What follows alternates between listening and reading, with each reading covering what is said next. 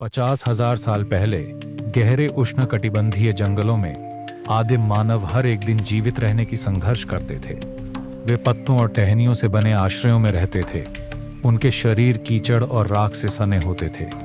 पिछली रात की आग का धुआं धुंध में तैरता रहता था और वे शिकार के निशान ढूंढते थे, पेड़ों से गिरे फल इकट्ठा करते थे।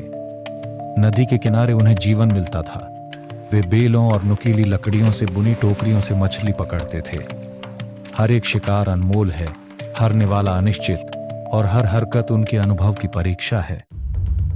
गीली जमीन पर ताजे खुरों के निशान बड़े शिकार की मौजूदगी का संकेत दे रहे थे। शिकारी कमर तक गहरी घास में हाथों में भाले लिए चुपचाप और सतर्क होकर रेंगते थे।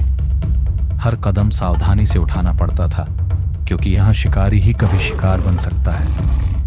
अचानक जंगल गूंज उठता है। एक हिरण झाड़ियों से निकल भागता है, भाले हवा में उड़ते हैं और एक अपने निशाने पर लगता है। शिकार गिरता है। भूख पर थोड़ी देर के लिए जीत मिलती है।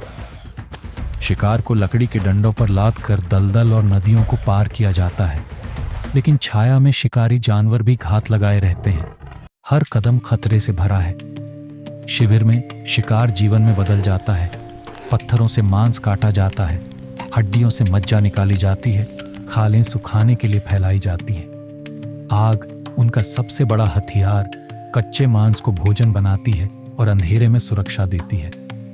ऐसे ही जीवन की लय दोहराई जाती थी। औजार तेज किए जाते थे, जड़ों को कूटकर पेस्ट बनाया जाता था और भालों की मरम्मत की जाती थी। इस चक्र का कोई अंत नहीं है, सिर्फ काम, भूख और भोजन का क्षणिक सुकून। लेकिन जंगल कभी रहम नहीं करता। अचानक मूसलाधार बारिश होती है, आग बुझ जाती है, जमीन दलदली हो जाती है। पत्तों और खाल से बने आश्रय बारिश के बोझ तले झुक जाते हैं। जीवित रहने का अर्थ है आग को बचाना, क्योंकि इसके बिना रात मौत जैसी है। बारिश थमते ही खोज फिर शुरू होती है। अंडे पेड़ों से उतारे जाते हैं, मछलियां हाथों से पकड़ी जाती हैं, सीपियां पत्थरों पर तोड़ी जाती हैं। जंगल प्रचुर है, लेकिन संघर्ष कभी खत्म नहीं होता।